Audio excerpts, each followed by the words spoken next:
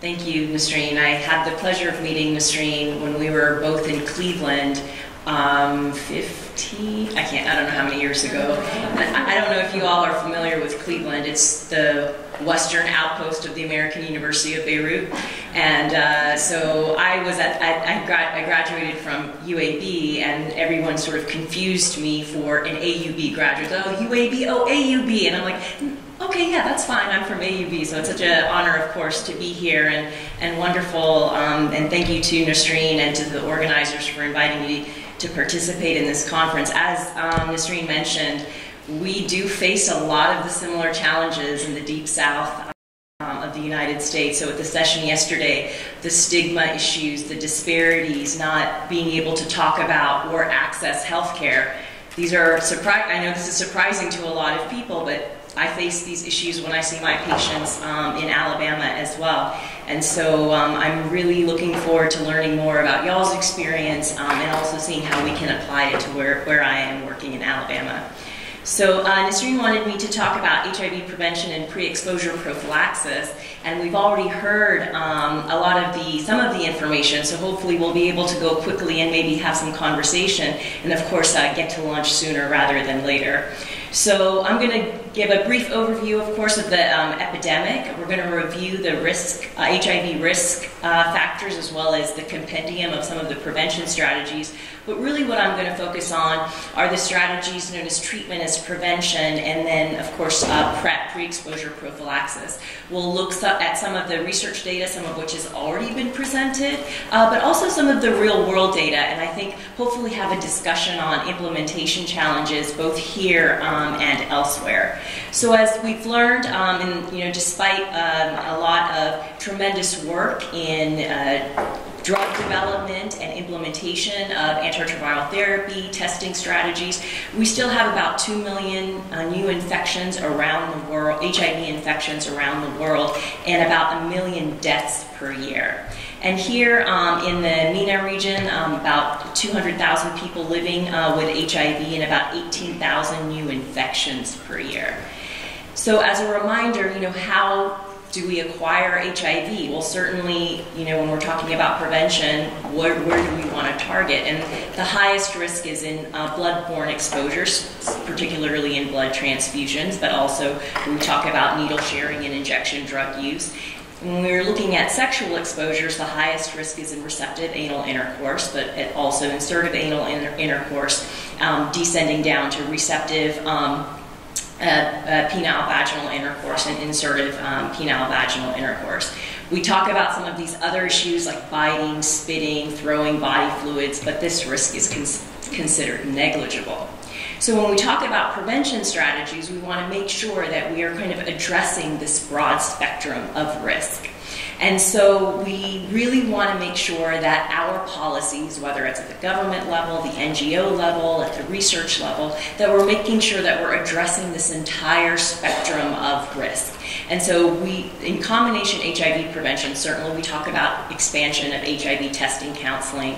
I'm going to talk more about treatment as prevention, but everything from medical male circumcision, sexually transmitted treatment, infection treatment, microbicides, addressing the things that put people at risk for HIV, so prevention of drug or alcohol abuse, and also mental health issues, offering clean syringes, talking about behavior modification, condom use, which has been discussed as quite a challenge, screening our blood supply. I think one of the great successes has been prevention of mother-to-child transmission, and certainly pre-exposure prophylaxis.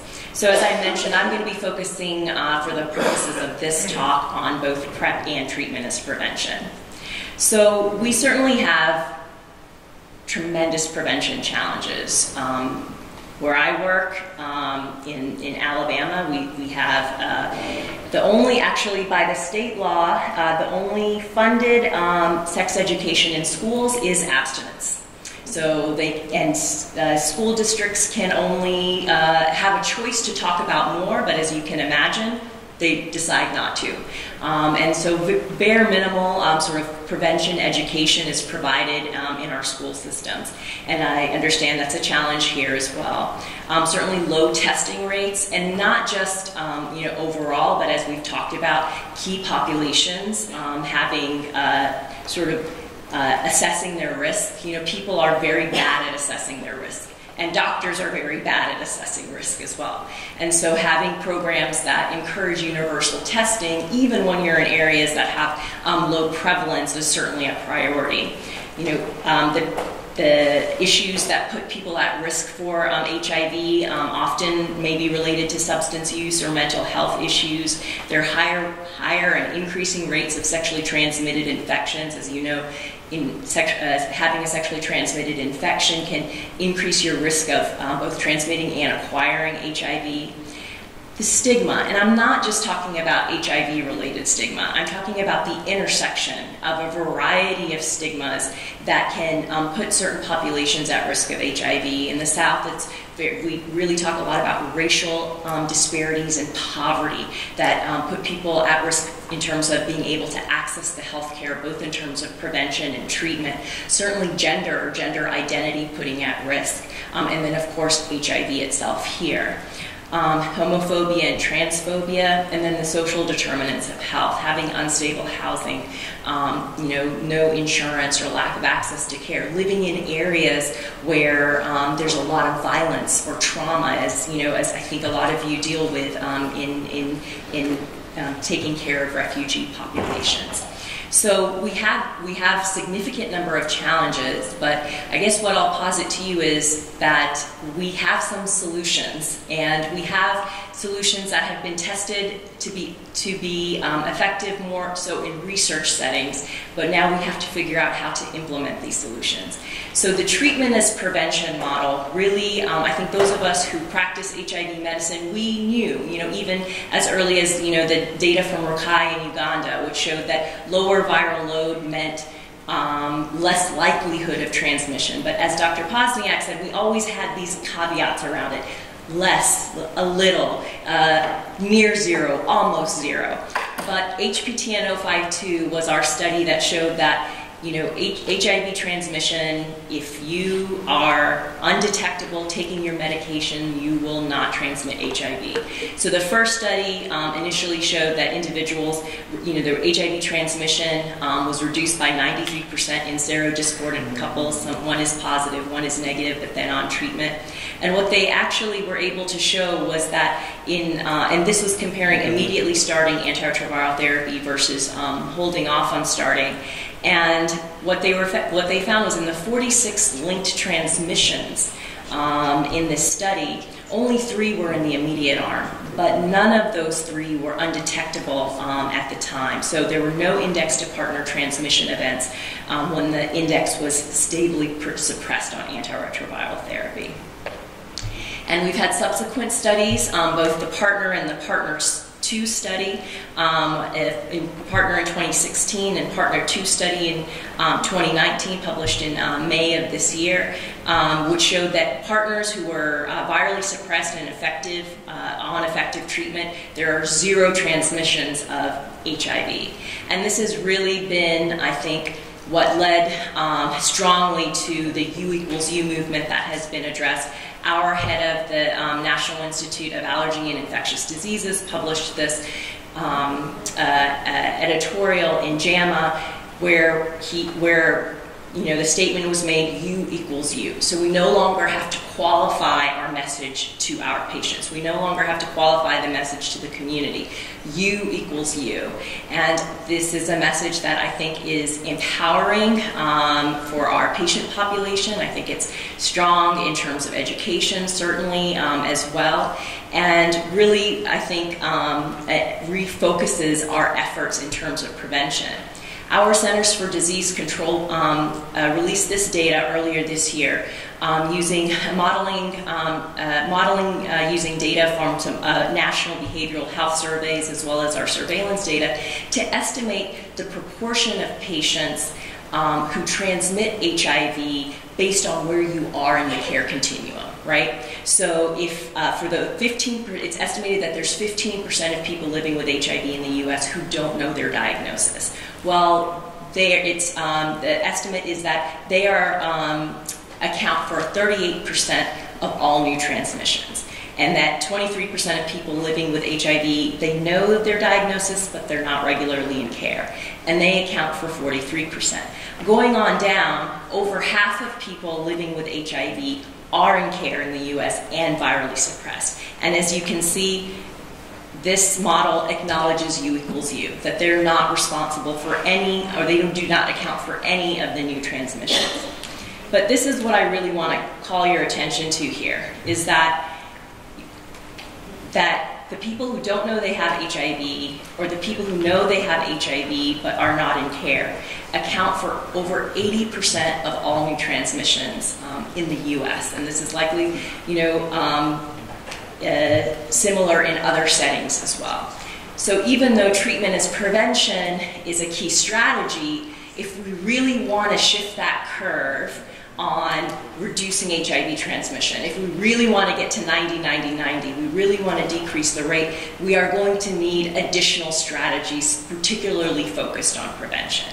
And I think this is where pre-exposure prophylaxis comes in. I think this audience is very familiar with pre-exposure prophylaxis, and it's current, approved, available in most settings, not all settings, but most settings, is tenofovir plus emtricitabine, once daily pill. And as I will review, it's been shown to reduce the risk of HIV transmission by greater than 90%.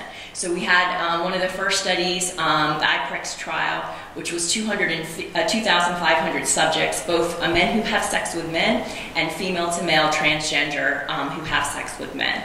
And in this double-blind randomized controlled trial, it was shown to have 44% reduction in HIV. This was the key. If you were actually taking the medication, meaning you had drug level, with measurable cellular drug levels of it, actually had a 92% reduction in transmission of HIV.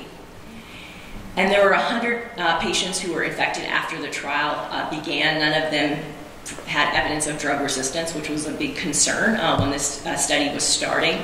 10 were acutely infected actually at the time trial started. 2 were in the active treatment group and both had resistance to FTC, and 8 were in the placebo group. Overall, there were low rates of side effects and startup symptoms. Then we have the Partners PrEP study. So now this is in heterosexual couples in Kenya and Uganda. And similarly, we had substantial reduction of transmission, so much so that the trial was halted and all participants were offered PrEP if they needed. Again, though, adherence was strongly correlated with efficacy. And to briefly talk about women. So we talked about heterosexual couples, what about just focusing on sort of non-couple situation, just focusing on women. So we have 2 studies that were in sub-Saharan Africa, FemPrep and Voice. FemPrep was stopped early and Voice did not show any benefit in the oral TDF FTC arm, and it was mostly it was related to low adherence. So the participants, the women would share that they would sort of self-report that they were being adherent to the treatment, but when they did drug levels, it actually showed low adherence. So, which I think, brings back or raises a question. We really, I think Arash mentioned this earlier, we can't devise interventions that are good for the provider. We need to develop interventions and treatments that are good for, that are acceptable to the clients themselves. So we really need to investigate the reasons for the lack of adherence, and I know they were doing qualitative work beyond that, and see what other options or what other interventions would be acceptable. And this is just a slide that indicates that effectiveness of PrEP improves with adherence. So you have the Voice FemPrep trial sort of in the lower section, and then highest with the partners I PrEP in a study I'm about to talk about was the PROUD study. So PROUD study is a multi-center UK study, 13 sexual health clinics. It's open label. These are HIV negative men who have sex with men, reporting condomless anal intercourse, and cannot have any evidence of hepatitis B. And there were people that you were either immediately started on PrEP or deferred for 12 months. And it significantly fewer new infections with immediate versus deferred PrEP, so 3 versus 19 cases, an 86% reduction. The number needed to treat to prevent one infection were only 13.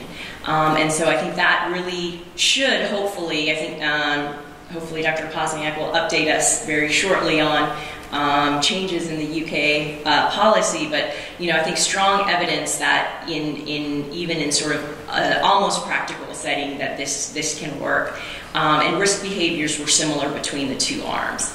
And then I just want to share a couple of data in the real world. So in Melbourne, Australia, where they have made PrEP available, incident HIV infection has fallen rapidly in men who have sex with men. And then I want to share another study that was presented at CROI earlier this year by Dr. Tariq Makati. He is a graduate at AUB. And so he works in the New York City Health Department. And one of the challenges with PrEP certainly is, it's a medication. We talk about sort of bone toxicity and renal toxicity, and when people come in for STI testing, can we go ahead and start them? Do we need to check their kidney function? Do we need to do that? We need to monitor them every 3 months. What if they have side effects? So there's a lot of sort of caveat and nervousness about initiating, adding to already some of the concerns, another layer of concerns to add. And so what they did sort of in real life practice is like, we're just going to immediately start PrEP on patients. And they had sort of they had an algorithm that they followed. So it was 1,400 patients, and they looked at either immediately starting or delay. And the most frequent reason for delaying was symptoms or signs of acute HIV infection. If they provided a history of chronic kidney disease, so that's a concern with the tenofovir, history of hepatitis B infection, or other medical concerns. But if you look at it, the vast majority were candidates for immediate PrEP, and only 3.5% did they have to delay. So in that group, in the immediate start of PrEP, there were really ultimately no medical contraindications to PrEP. They did collect lab work at the time of initiation, but they did also go ahead and provide the treatment. And only 0.7%, ended up having a contraindication, with 4 of them having an absolute contraindication, mostly related to renal disease, with 6 having a relative contraindication. Now they're going to hopefully submit data on persistence, how many of these patients continued versus not, but at least in terms of immediate initiation, this was, I think, a really important study. And Dr. Pozniak and his colleagues submitted or presented data from Central London from the Dean Street Clinic, which really takes care of the vast majority of all new infections in London. And they described really rapidly declining HIV infection, particularly among MSM. And they provided a few reasons why they think this happened. One, there was an increased intensive HIV testing about in 2014, 2015 among this population. But that sort of stabilized. That's that red line across the top. After that, very quick engagement with treatment after diagnosis, and eventually also same-day treatment as was presented. But then even though also PrEP is not universally available through the National Health Service in UK, they did work with people who wanted to start PrEP and help them navigate the various procedures that would be necessary to get them on PrEP, and perform the drug testing to make sure that the drug was actually effective where they were getting it from. So you can see this very rapid decline, or this decline that's occurred over the last few years, probably related to this addressing this combination strategy. high rates of testing, treatment as prevention, but also PrEP, which certainly could also be expanded. The challenges to implementation of PrEP, cost, I think, is an obvious challenge, and not just the challenge of the medication itself, but the challenge of the monitoring that's required. So in the US, I can actually get PrEP. If somebody's uninsured, it's actually very easy for me to get PrEP. We can call Gilead, we can fill out some paperwork, they'll give us PrEP. Challenge is I can't pay for their medical visit for PrEP. I can't pay for the labs, or Gilead won't pay for the labs, or the follow-up, or the monitoring, or if they have any adverse effects. So it's a big systems-based issue for that. Another challenge is that the populations at risk are not accessing PrEP. So in the US, it was estimated that 500,000 people who are African American and MSM would benefit from being on PrEP. They make up 1% of all prescriptions that were written for PrEP from 2014 through 2016. So, and in our clinic, 77% of the patients in the PrEP clinic are older white men. 69% of new infections are among young black men who have sex with men. So obviously we're not getting to the right populations. Certainly concerns about adherence and persistence, which were problems even in the research settings, maybe even more problematic in the real world, and then provider bias. And not just provider bias about prescribing PrEP, but even asking about sex, which is a big popular challenge even among people who treat HIV. So future directions quickly, my time is already out, but the WHO does have a PrEP implementation tool. They have recently made it available online. You can have it on your phone, so it gives, it has a huge, sort of recommendations on how to start, how to implement it into your clinic practice. There's a few studies that are now out using predictive modeling in EMR data to say, okay, maybe these are patients that you should talk about PrEP with. So this is Deb Krakauer and Julia Marcus from Harvard. So they presented both at CROI last year and this year, so doing automated identification of potential PrEP candidates using elements from the electronic medical record. So Julia's presentation this year, they looked at data from Kaiser Permanente, which is a large hospital healthcare system, mostly in California. And so in their model, they indicated that there were 41 predictors that could be included, that should prompt a discussion at least about PrEP, including black race, home zip code, urine positivity for methadone, and use of medications for erectile dysfunction. We're going to be working with them on developing a model in our clinic as well. And then just very briefly talking about multimodal delivery. So the women, it was a challenge for them in sub-Saharan Africa to take daily oral pills, or even, at least 60% of the time. So what other modalities for PrEP are available to them? So there are studies being done looking at injections, implants, certainly rings, and vaginal films. So in summary, we will need combined biomedical and behavioral strategies in order to truly end the transmission of HIV. Treatment as prevention and PrEP are key pillars of our prevention work. And I think looking to the future, PrEP strategies really focused on implementation. Multimodal prevention, getting it to the right people at the right time, which is probably right now.